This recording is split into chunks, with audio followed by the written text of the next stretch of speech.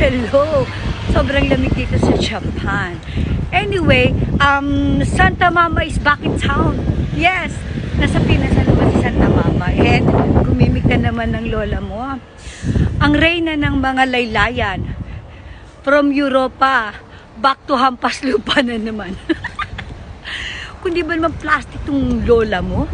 Naka-afford ka nga ng ticket papuntang Europa. Di ba nag-US ka pa nga?